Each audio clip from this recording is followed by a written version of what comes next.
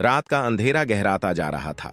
चंद्रमा आधा ढका हुआ था और ठंडी हवा पेड़ों के बीच सिहरती हुई बह रही थी। गांव के छोर पर स्थित पुरानी हवेली में एक हलचल मची हुई थी। हवेली के मालिक 70 वर्षीय रमाकांत चौधरी, जिनकी याददाश्त पिछले कुछ महीनों से कमजोर हो गई थी, अचानक गायब हो गए थे। उनके परिवार वाले और गांव वाले उन्हें खोजने में जुटे थे।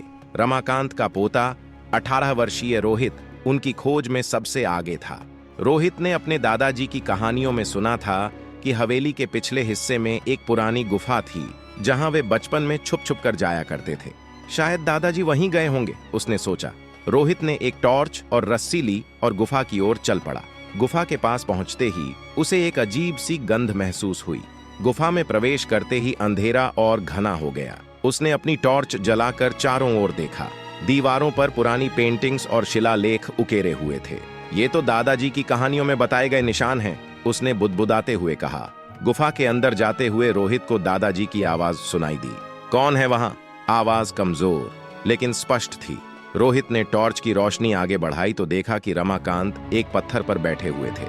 उनके चेहरे पर एक अजीब सी शांति थी। दादाजी, आप यहाँ क्या कर रहे हैं? सभी लोग आपको ढूंढ रहे हैं, रोहित ने चिल्लाते हुए कहा। रमाकांत मुस्कुराए और बोले, रोहित, मुझे पता था कि तुम मुझे ढूंढते हुए यहाँ आओगे।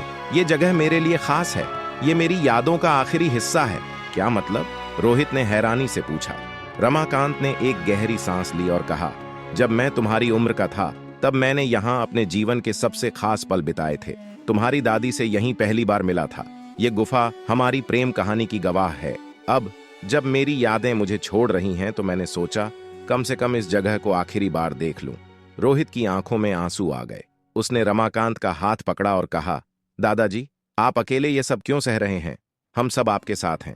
यादें भले ही खो जाएं, लेकिन जो प्यार आपने हमें दिया है वो कभी नहीं मिट सकता। रमाकांत ने रोहित को गले लगा लिया। तुम बिल्कुल अपनी दादी जैसे हो, समझदार और प्यार करने वाले, उन्होंने धीमे से कहा। सुखद अंत। रोहित अपने दादाजी को गुफा से बाहर ले आया। गांव में पहुंचते ही सबने राहत की सांस ली। रमाकांत ने उसी रात परिवार के साथ बैठकर अपने बचपन और गुफा की कहानियां सुनाई। गुफा का राज अब पूरे गांव के लिए यादगार बन गया।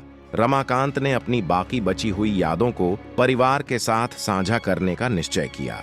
भले ही उनकी याददाश्त धुंधली हो रही थी, लेकिन उनके दिल में बसी प्रेम और अपनेपन की भावना हमेशा जीवित रही।